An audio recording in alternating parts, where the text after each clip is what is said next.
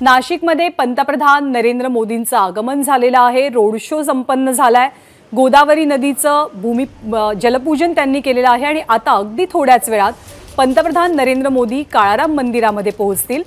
आज त्यांनी जनतेला उद्देशून एक संदेश प्रसारित केला। या संदेशाची पार्श्वभूमी आहे किंवा त्याला महत्त्व आहे ते 22 जानेवारीला होणाऱ्या रामललाच्या प्रतिष्ठापना सोहळ्याचं। ही प्रतिष्ठापना पंतप्रधान नरेंद्र मोदींच्या हस्ते केली जाणार आहे। 11 दिवसांचं अनुष्ठान पंतप्रधान नरेंद्र मोदी करणार आहेत। त्याचा संकल्प त्यांनी सोडलाय। साधू महंत आणि इतर मार्गदर्शकांच्या माहितीनंतर आणि मार्गदर्शनानंतर आपण हा संकल्प सोडत असल्याचं मोदींनी सांगितलं, ज्याची सुरुवात आज ते काळाराम मंदिरातनं करतायत। या काळाराम मंदिराला अत्यंत महत्त्व प्राप्त झालेलं आहे पौराणिक आणि ऐतिहासिकदृष्ट्या। दक्षिण काशी अशी नाशिकची ओळख आहे आणि याच नाशिकमध्ये आज पंतप्रधान नरेंद्र मोदी आलेत। काळाराम मंदिरामध्ये दर्शन घेता आहेत। युवा महोत्सवाचं निमित्त असलं तरी सुद्धा एक धार्मिक अंग आणि राजकीय अंग सुद्धा आजच्या त्यांच्या संपूर्ण दौऱ्याला असलेलं पाहायला मिळतंय। गोदावरीचं जेव्हा जलपूजन संपन्न झालं त्यावेळची दृश्य एका बाजूला, तर दुसरीकडे काळाराम मंदिरातली ही दृश्य आहेत। काळाराम मंदिराला ऐतिहासिक संदर्भ आहेत, तितकंच महत्त्व सामाजिक जीवनात सुद्धा आहे काळाराम मंदिराचं। आत्ताची ताजी माहिती अशी मिळते की काळाराम मंदिरामध्ये पंतप्रधान नरेंद्र मोदी दाखल झालेत। काळाराम मंदिरात सुरक्षा व्यवस्था अगदी कडक आहे। माध्यम प्रतिनिधींना सकाळी सुद्धा या मंदिरामध्ये प्रवेश नव्हता, त्यामुळे कदाचित थोडी विलंबाने ही दृश्य आपल्यापर्यंत पोहोचू शकतात। इथे रामरक्षेचं पठण केलं जाणार आहे। एक छोटी पूजा मोदींच्या हस्ते केली जाईल। साधारणतः 23 मिनिटं पंतप्रधान नरेंद्र मोदी काळाराम मंदिरात असतील अशी माहिती मिळते आणि काळाराम मंदिरात रामाचे आशीर्वाद घेतल्यावरती दर्शन घेतल्यानंतर पंतप्रधान नरेंद्र मोदी राष्ट्रीय युवा महोत्सवाचं उद्घाटन करणार आहेत आणि ते देशवासियांसोबत इथे जमलेल्या आणि देशभरातल्या युवकांना नेमका संदेश काय देतात याची उत्सुकता असेल। निवडणुकांचा काळ अगदी जवळ आलेला आहे आणि आपल्या देशात तरुणाईची संख्या खूप मोठी आहे। निवडणुकीच्या काळामध्ये मतपेट्यांच्या बाबतीत हीच तरुणाई गेम चेंजर ठरू शकते। पुढचं भविष्य हे तरुणाईच्या हातात आहे। आपला देश तरुणाईचा देश आहे असं पंतप्रधान नरेंद्र मोदी सातत्यानं म्हणत असतात। त्याच पार्श्वभूमीवर आजच्या युवा महोत्सवाच्या निमित्तानं ते देशातल्या तरुणाईला कोणता संदेश देतात याची उत्सुकता असेल। आपले प्रतिनिधी मुकुल कुलकर्णी सध्या आपल्या सोबत आहेत। मुकुल, काळाराम मंदिरामध्ये पंतप्रधान पोहोचल्याचं कळतंय, या मंदिरातला कार्यक्रम कसा असेल? बरोबर आहे। रामकुंडाचं जलपूजन, रामकुंडामध्ये जलपूजन केल्यानंतर मोदी आता काळाराम मंदिरामध्ये पोहोचलेले होते। त्यांच्या हस्ते राम मंदिरामध्ये पूजा करण्यात आलेली आहे। या राममूर्तींचं महत्व असं आहे की रामकुंड परिसरामध्ये ह्या वालुकामय मूर्ती ह्या आढळून आलेल्या होत्या। नागपंचमीयांचं हे स्थान म्हणून ओळखलं जात होतं आणि तिथनं ह्या मूर्ती श्री काळाराम मंदिरामध्ये आणण्यात आल्या। ज्यावेळेस दंडकारण्य होतं, वनवास काळामध्ये राम यांचं इथे या ठिकाणी वास्तव्य होतं, म्हणूनच इथे रामाचं मंदिर हे उभारण्यात आलं अशी आख्यायिका आहे। पेशवेकालीन हे मंदिर आहे। पेशव्यांचे सरदार ओढेकर यांच्या हस्ते या मंदिराचा जीर्णोद्धार देखील करण्यात आलेला आहे आणि असं ऐतिहासिक पौराणिक महत्व या मंदिराला आहे। आता या मंदिरामध्ये जी रोजची नित्यनियमाप्रमाणे जी पूजा असते त्या पूजेचाच एक भाग म्हणून मोदींच्या हस्ते आता इथे संकल्प देखील सोडला जात आहे। एक राष्ट्र हे विश्वराष्ट्र बनावं, विश्वामध्ये याची गणना व्हावी यासाठीचा एक संकल्प असणार आहे। सुदृढ राष्ट्र बनावं यासाठीचा एक संकल्प असणार आहे आणि श्री काळाराम रामाची पूजा देखील केली जाणार आहे। त्यामुळे एकूणच धार्मिकदृष्ट्या या आत्ताच्या पूजेला आता मोदी हे मंदिरामध्ये आहे याला अनन्यसाधारण महत्व आहे। थोडंसं थांबवते कारण काळाराम मंदिरामध्ये मोदी पूजा करत असतानाची दृश्य आली आहेत। पुन्हा एकदा आपण ही दृश्य बघण्याचा प्रयत्न करू। महंत सुधीरदास जे मुख्य पुजारी आहेत काळाराम मंदिराचे, त्यांच्या हस्ते मोदींना पूजा साहित्य, पूजा सामग्री दिली जाते। या पूजेला विशेष महत्व आहे कारण मोदींनी आधीच सांगितलंय की रामललाच्या प्रतिष्ठापनेसाठी त्यांनी संकल्प सोडलाय, अधिष्ठान केलेलं आहे आणि 11 दिवसांच्या अधिष्ठानाची सुरुवात काळाराम मंदिरापासून होते। इस वक्त नासिक में है और अब से कुछ ही देर में प्रधानमंत्री 27वां राष्ट्रीय युवा महोत्सव का जो कार्यक्रम है उसका उद्घाटन करते हुए नजर आएंगे।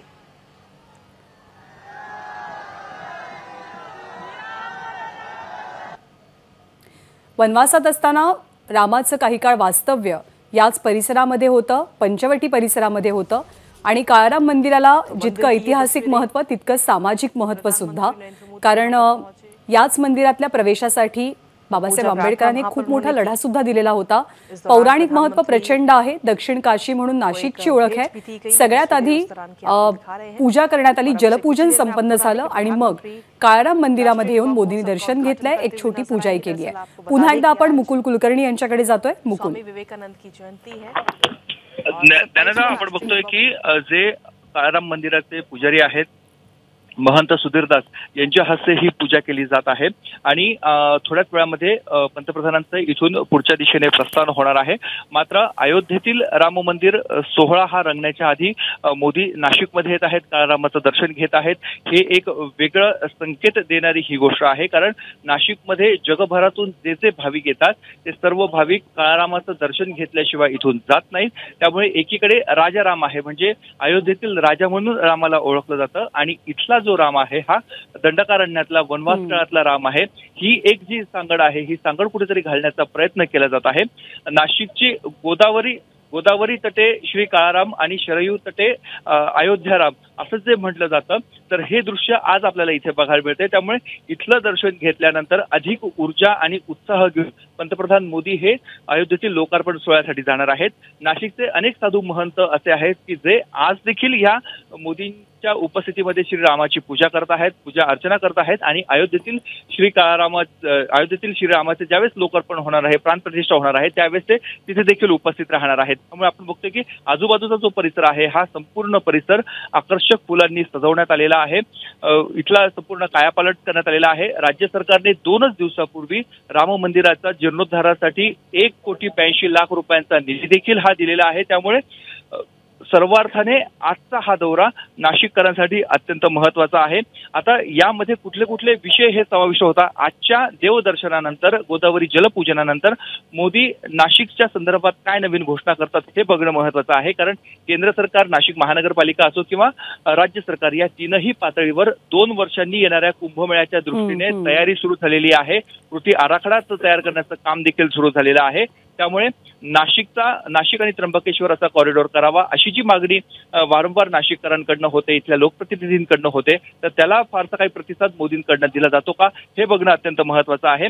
याआधी मोदी नाशिकमध्ये कधी आले होते, तर या निवडणुकांच्या काळामध्ये ते आलेले होते, निवडणुकीच्या प्रचारादरम्यान ते आलेले होते आणि आता पुन्हा एकदा लोकसभा निवडणुकीच्या प्रचाराच्या आधी पंतप्रधानांचं नाशिकमध्ये आगमन झालेलं आहे। युवा महोत्सव हा नाशिकमध्ये ठेवण्यात आला, कारण नाशिक हे विकसनशील म्हणून शहर ओळखलं जातं। नाशिक विकसित होत आहे, त्याचबरोबर नाशिकमध्ये धार्मिक पर्यटन देखील मोठ्या प्रमाणामध्ये आहे, पर्यटन क्षेत्र इथे आहे, वाईन उद्योग इथे मोठ्या प्रमाणामध्ये, औद्योगिक क्षेत्र देखील इथे मोठ्या प्रमाणामध्ये आहे।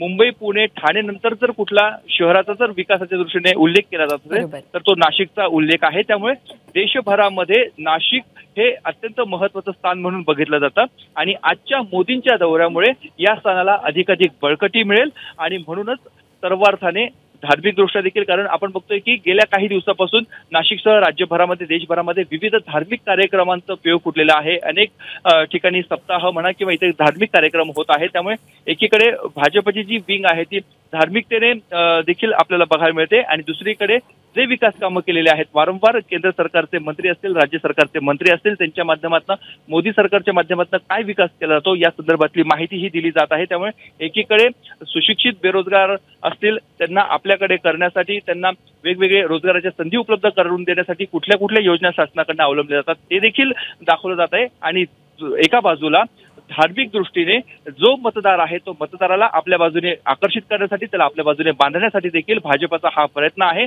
आणि आजचा जो दौरा बघितला, जो रोड शो झाला, त्या रोड शोला असंख्य गर्दी होती, हजारोच्या संख्येने नाशिककर बाहेर आलेले होते। ती गर्दी पाहता नरेंद्र मोदींची क्रेज ही सलग 3ऱ्या पंचवार्षिक निवडणुकीच्या आधी देखील कायम असल्याचंच यामधनं अधोरेखित होत आहे। त्यामुळे याचा राजकीय दृष्ट्या किती फायदा भाजपला होतो हे बघणं अत्यंत महत्त्वाचं आहे।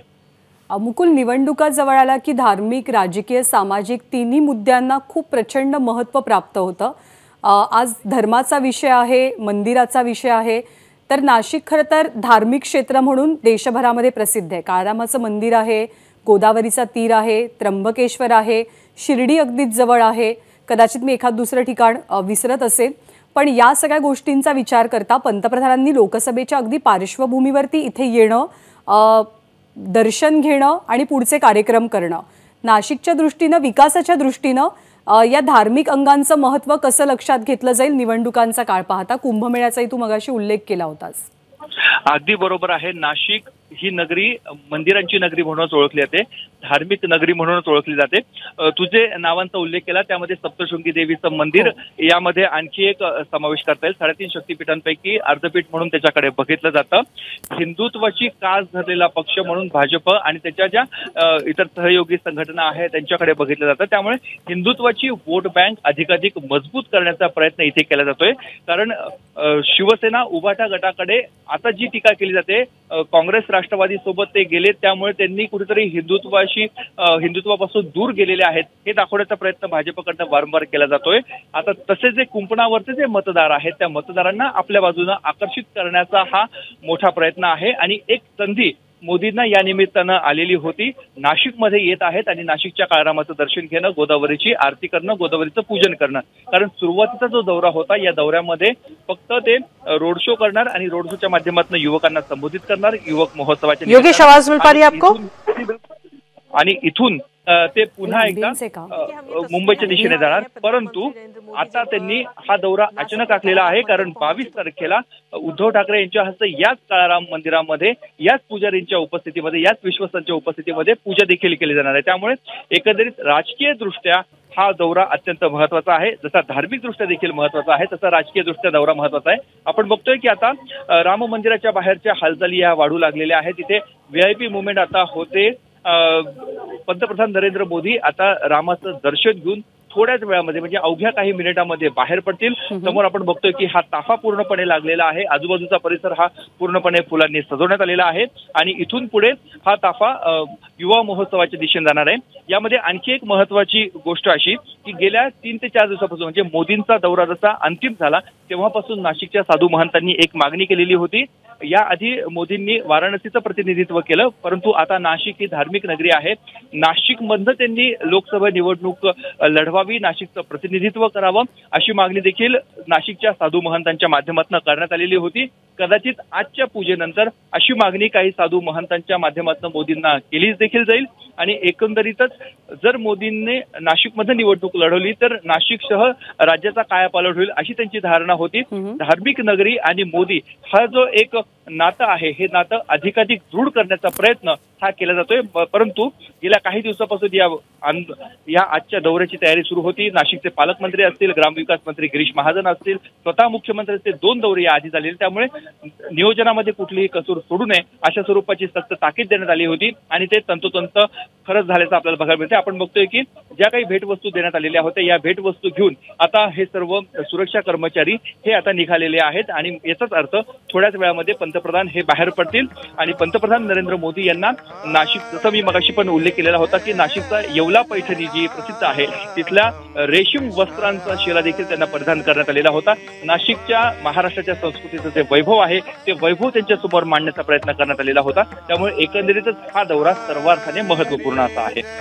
बरोबर आहे मुकुल. धार्मिक दृष्ट्या महत्त्व आपल्या पक्षाच्या विचारांना देणारा पक्ष म्हणून भाजपची ओळख आहे. हिंदुत्वाच्या मार्गाने चालणारा पक्ष म्हणून भाजपची ओळख आहे आणि त्या दृष्टिकोनातनं मोदींचा आजचा दौरा आणि पुढचे कार्यक्रम हे तितकेच महत्त्वपूर्ण ठरतात निवडणुकांचा विचार करता. या धार्मिक मुद्द्यासोबतच युवा शक्ती जी देशाच्या पुढच्या भविष्याच्या दृष्टीनं खूप महत्त्वाची आणि वोट बँकेच्या दृष्टीनं सुद्धा तितकीच इम्पॉर्टंट. तर या युवा शक्तीचा सगळ्यात मोठा महोत्सव देशातला तो नाशिकमध्ये होतोय. एक नामी संधी आहे त्यांना संबोधित करण्याची. युवकांच्या दृष्टीनं आजच्या मेळाव्यामध्ये, सभेमध्ये मोदी काय बोलतील अशी अपेक्षा व्यक्त होते. बरोबर आहे. युवकांना भविष्यामध्ये काय संधी आहे, युवकांमधनं नव्या भारताची मुहूर्तमेढ कशी रोवली जाणार आहे या संदर्भात मोदींच्या माध्यमातून युवकांना हा संदेश दिला जाणार आहे. कारण वेगवेगळ्या क्षेत्रामध्ये, मग ते IT क्षेत्र असेल, संरक्षण क्षेत्र असेल, स्वयंरोजगाराचं क्षेत्र असेल किंवा इतर नोकऱ्यांच्या माध्यमातून कृषी क्षेत्र आहे. नाशिक हा कृषी जिल्हा देखील म्हणून ओळखला जातो. नाशिकमध्ये कांद्याचा प्रश्न हा वारंवारच केंद्र सरकारला अडचणीचा ठरत असतो. अशा शेतकऱ्यांसाठी देखील मोदींकडे काही वेगळी जादूची कांडी आहे की काय हे बघणं महत्वाचं आहे, कारण या संदर्भात देखील उत्सुकता ही शिगेला पोहोचलेली आहे. त्यामुळे नवीन रोजगार म्हणजे पारंपरिक रोजगार सोडून नवीन शिक्षण जर विद्यार्थ्यांना दिलं, तरुणांना दिलं, युवकांना दिलं तर ते नवीन भारत हा घडवू शकतात. जगाच्या तुलनेमध्ये मोदींना विश्वगुरू म्हणून, विश्वनेता म्हणून जसं प्रेझेंट केलं जातंय त्याच पद्धतीने भारत देखील हा विश्वगुरू होऊ शकतो का याची मुहूर्तमेढ आजच्या दिवसापासून केली जाणार आहे. 27वा हा युवक महोत्सव नाशिकमध्ये होत आहे आणि या युवक महोत्सवाच्या निमित्तानं नेमकं काय संकल्प मोदींच्या माध्यमातून केला जातो हे बघणं अत्यंत महत्वाचं आहे.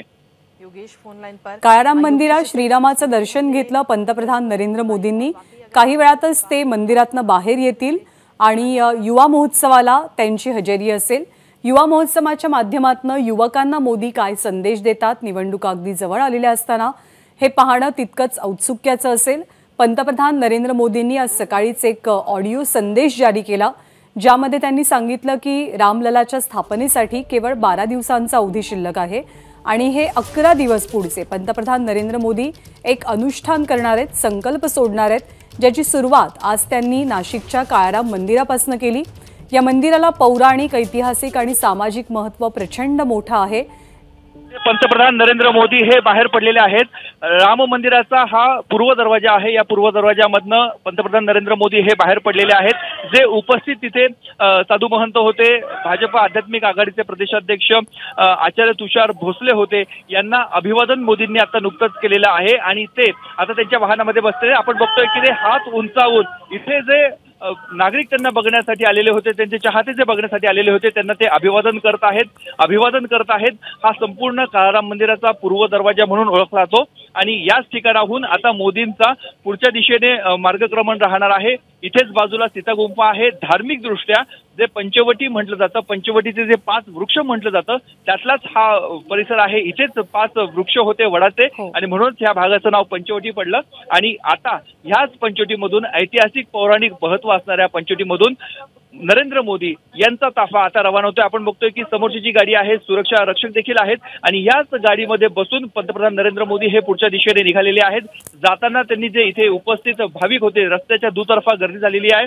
जरी इथे सुरक्षा यंत्रणा चोख असली तरी देखील जे भाविक होते, जे मोदींचे चाहते होते, समर्थक होते, ते त्यांना बघण्यासाठी इथे आलेले होते आणि त्यांच्या माध्यमातून मोदींना हात उंचावून अभिवादन केलं जाते. त्यांना तशाच पद्धतीने पंतप्रधानांच्या हस्ते देखील आता प्रतिसाद दिला जातोय. आपण बघतोय एक एक करत हा वाहनांचा ताफा इथून निघालेला आहे. साधारणतः इथून पुढच्या बाजूला नाग चौकामधनं हत्ती पूल आणि तिथून आडगाव नाक्यामार्गे पंतप्रधान नरेंद्र मोदी यांचा ताफा हा आता तपोवनाच्या दिशेने जाणार आहे. तपोवनाच्या दिशे मोदी ग्राउंड आहे, जिथे मोदींची आधी सभा झाली होती. त्यामुळे साधुग्राम म्हणजे कुंभमेळा काळामध्ये जिथे साधूंचं वास्तव्य असतं त्याला साधुग्राम म्हणून संबोधलं जातं. तिथेच एक मैदान आहे जिथे याआधी मोदींची सभा झाली होती, म्हणून या सभेला मोदी ग्राउंड म्हणून ओळखलं जातं आणि याच मोदी ग्राउंडमध्ये मोदींची आता सभा होणार आहे. आपण बघतोय की एक एक करत हा ताफा निघालेला आहे. सुरक्षा यंत्रणा इथली हळूहळू आता रिलीज केली जात आहे आणि पुढच्या बाजूची जी सुरक्षा यंत्रणा आहे ती आता अधिकाधिक चोख केली जाते. इथून साधारणतः 10 मिनिटाचा अवधी आहे. 10 मिनिटांमध्ये पंतप्रधान नरेंद्र मोदी हे सभेच्या ठिकाणी पोहोचतील आणि तिथे युवकांना संबोधित करतील. तिथे देखील त्यांचं भव्य असं स्वागत केलं जाणार आहे. राज्याचे जे प्रमुख मंत्री आहेत, मुख्यमंत्री असतील, पालकमंत्री आहेत, उपमुख्यमंत्री आहेत, त्याचबरोबर छगन भुजबळ जे नाशिकचे अन्न नागरी पुरवठा मंत्री आहेत राज्याचे, ते देखील तिथे उपस्थित असणार आहे. त्यामुळे शासकीय जो कार्यक्रम आहे तो प्रामुख्याने शासकीय कार्यक्रम हा तिथे होणार आहे. मात्र यामध्ये 40 मिनिटं हे आधीच यासाठी आरक्षित ठेवण्यात आलेले होते. या दौऱ्यासाठी कोणालाही परवानगी देण्यात आलेली नव्हती. जे निमंत्रित होते, साधू महंत असतील तर त्यांच्यासाठी इथे परवानगी देण्यात आलेली होती आणि आपण बघतोय की आता इथून पुढे मोदींचा दौरा हा पुढच्या दिशेने मार्गस्थ झालेला आहे. मुकुल, तुम्ही राहाच आपल्यासोबत. ही सगळी दृश्य आपल्या प्रेक्षकांपर्यंत आपण पोहोचवत राहू. काळाराम मंदिरामध्ये पूजा करून आणि दर्शन घेऊन पंतप्रधान नरेंद्र मोदी जेव्हा बाहेर पडले त्यावेळची ही दृश्य आहेत. इथे उपस्थितांना त्यांनी अभिवादन केलं, त्यांच्या शुभेच्छांचा स्वीकार केला आणि आता ते राष्ट्रीय युवा महोत्सवाच्या उद्घाटनासाठी आणि तिथे संबोधित करण्यासाठी रवाना झालेले आहेत. आज स्वामी विवेकानंद यांची जयंती आहे आणि याच परिसरातल्या स्वामी विवेकानंदांच्या पुतळ्याला सुद्धा नरेंद्र मोदींनी अभिवादन केलं. या दृश्यांसोबतच बुलेटिनमध्ये आपण छोटासा ब्रेक घेऊया. पाहत राहा एबीपी माझा.